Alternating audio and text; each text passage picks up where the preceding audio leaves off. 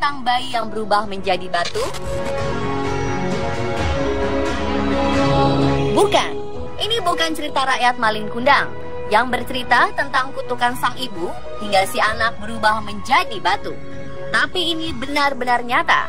Ya, seorang bayi berubah menjadi batu. Kasus bayi membatu terjadi pada wanita asal Maroko bernama Zahra Abu Talib. Dalam tubuhnya terdapat janin yang sudah berubah jadi batu. Kisah mengerikan ini bermula ketika Zahra Abu Talib mengandung anak pertamanya di usia 26 tahun. Tiba saatnya ia akan melahirkan. Zahra dibawa ke rumah sakit di daerah Casablanca, dekat tempat tinggalnya di Maroko, untuk menjalani proses lahiran sesar. Zahra bercerita ketika ia berada di rumah sakit, ia begitu ketakutan setelah melihat seorang pasien perempuan meninggal dunia saat proses melahirkan. Peristiwa ini membuat Zahra trauma dan khawatir akan mengalami hal yang sama. Ia lalu memutuskan untuk kabur dari rumah sakit dan menahan rasa mulas dan sakit selama 2 hari hingga tidak jadi melahirkan. Setelah 2 hari menahan sakit, ajaibnya sakit yang luar biasa ini berhenti begitu saja. Zahra pun mempercayai mitos bahwa ia mengalami kasus yang dinamakan bayi tidur. Dan untuk mendapatkan anak, Zahra memilih jalan adopsi. Ia telah mengadopsi 3 orang anak. Cerita tidak berhenti sampai di situ saja. Saat usianya sudah menginjak 75 tahun, rasa sakit yang pernah ia rasakan saat mau melahirkan tiba-tiba kumat lagi. Setelah dibawa ke rumah sakit, dokter mengira Zahra mengidap tumor pada ovariumnya. Namun melakukan scan, ternyata dalam perutnya tersebut terdapat bayi yang telah membatu dan menjadi mumi. Mengeluarkan janin yang telah membatu lebih susah dan beresiko, sehingga biasanya terjadi komplikasi, misalnya ada perobekan di dinding rahim dan jalan lahir. Setelah melalui pertimbangan, akhirnya dokter memutuskan untuk tetap mengeluarkan janin batu ini agar kondisi Zahra kembali pulih. Fosil janin ini berukuran 3,1 kg dengan panjang mencapai 42 cm.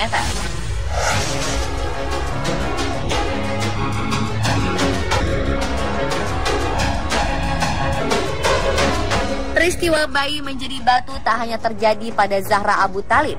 Dalam kurun waktu 400 tahun, sekitar 300 wanita lainnya di dunia juga mengalaminya. Contoh lainnya dialami oleh wanita berusia 92 tahun di Chili. Di dalam perut nenek ini terdapat bayi yang tak dilahirkan dan diperkirakan telah berusia 50 tahun dalam perutnya. Bedanya dengan Zahra Abu Talib, nenek ini mengaku tidak pernah menyadari kalau ia sedang hamil. Bayi naas tersebut harus menemui ajalnya dengan meringkuk kaku serta membatu.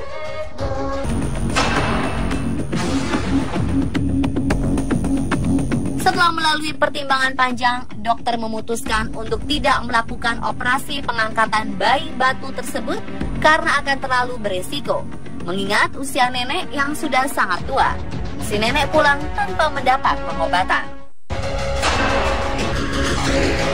Kasus serupa juga pernah terjadi di Indonesia, tepatnya di daerah Jambi.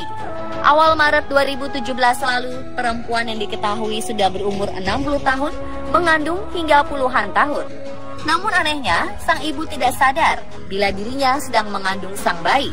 Peristiwa langka ini diketahui setelah sang ibu memeriksakan diri ke dokter. Saat dicek, barulah diketahui bahwa perempuan asal Kabupaten Tanjung Jabung Timur ini tengah mengandung, namun bayinya tersebut telah membatu. Diperkirakan usia kandungannya sudah berusia 37 tahun. Sayang, sang buah hati telah tiada. Ia telah lama meninggal dunia di dalam perut sang ibu. Bayi yang menjadi batu ini telah diangkat melalui proses operasi.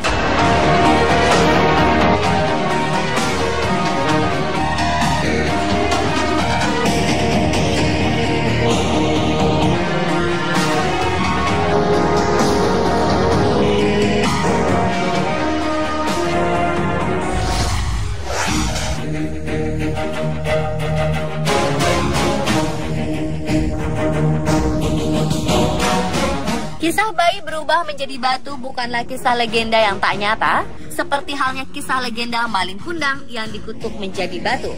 Di dunia medis, fenomena ini dinamakan dengan istilah bayi kalsifikasi, alias bayi yang telah mengalami proses membatu. Kasus tersebut dikenal dalam kalangan medis sebagai lithopedion atau bayi batu. Litho berarti batu dan pedium artinya anak.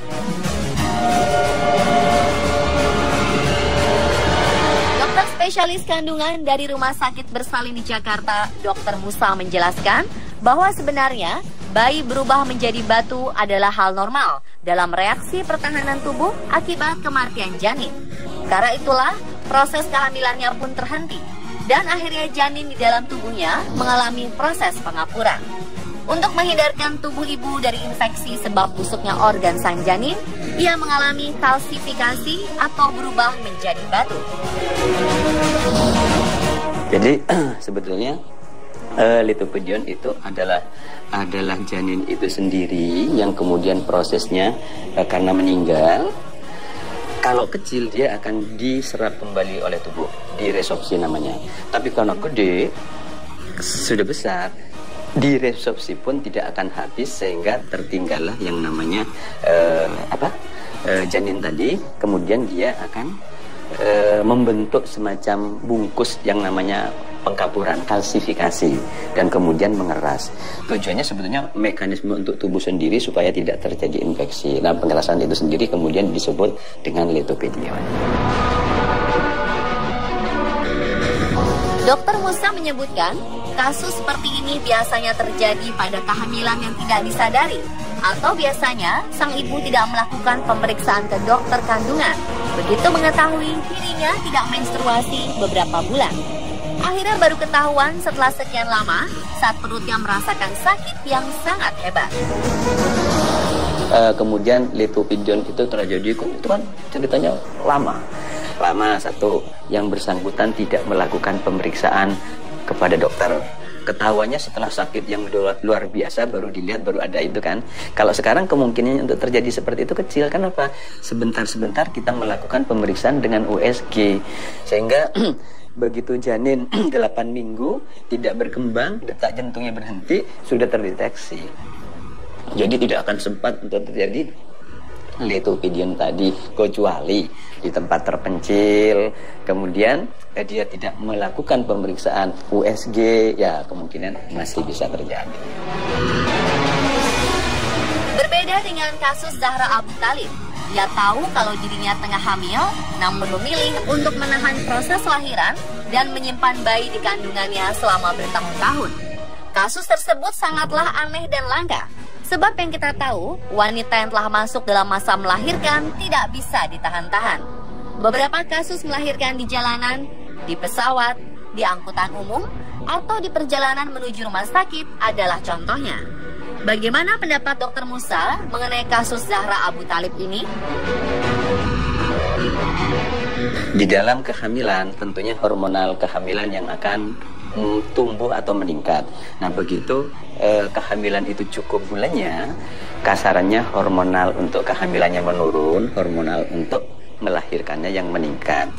Sehingga begitu cukup bulan, proses persalinannya akan timbul dengan sendirinya. Tapi ada orang-orang tertentu yang hormonal yang merangsang untuk timbulnya kontraksi supaya melahirkan itu tidak timbul-timbul.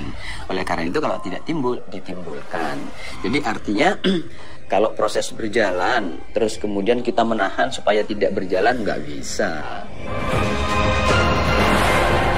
Diakui oleh Dr. Musa, cukup banyak ibu yang tak menyadari janinnya sudah meninggal, bahkan janinnya membatu atau mengeras. Hal ini terjadi karena kurang pekanya sang ibu, terlebih lagi karena tak ada reaksi penolakan pada tubuhnya. Merasakan mual-mual pun juga tidak bisa dipastikan hamil kalau tidak memeriksakan diri. Ya, sebetulnya kalau kehamilan itu ada dua tanda, subjektif sama objektif. Kalau subjektif itu merasa tidak haid, bisa orang itu merasa hamil sehingga timbul mual segala macam. Tapi kalau objektif tentunya Pertama tidak haid, kemudian dilakukan pemeriksaan semacam tes kencing. Nah, kalau tes kencingnya positif, pasti itu akan dinyatakan hamil. Kalau ditambah lagi dengan pemeriksaan USG, di situ akan terlihat buah konsepsi, pasti dia akan dinyatakan hamil. Tapi memang belum tentu orang hamil itu mempunyai keluhan. Tidak semua orang, artinya mual dan muntah tadi belum tentu, sifatnya individual. Jadi tidak berarti orang mual, muntah bisa diartikan bahwa itu hamil, tidak. Bahkan tidak menstruasi atau terlambat menstruasi juga tidak bisa dipastikan hamil. Kalau misalnya orang tidak menstruasi, bisa saja karena gangguan hormonal, sehingga keseimbangannya terganggu, sehingga dia tidak haid, tidak menstruasi, tapi tidak hamil, bisa saja. Jadi cara paling benar untuk mengetahui sudah hamil atau belum adalah dengan memeriksakan diri ke dokter untuk dilakukan USG. Begitu pula dengan tanda-tanda kematian janin di kandungan. Janin tidak bergerak, detak jantung menghilang, kram atau sakit perut, semuanya hanya dapat diketahui dengan melalui pemeriksaan USG. Mendengar kesimpulan dari Dr. Musa, berarti kita semua tidak perlu khawatir akan kasus bayi membatu atau berubah menjadi mumi dengan memeriksakan diri Anda ke dokter secara rutin. Dan pemirsa, itulah tadi penjelasan mendalam mengenai bayi batu versi on the spot. Semoga menambah pengetahuan kita ya.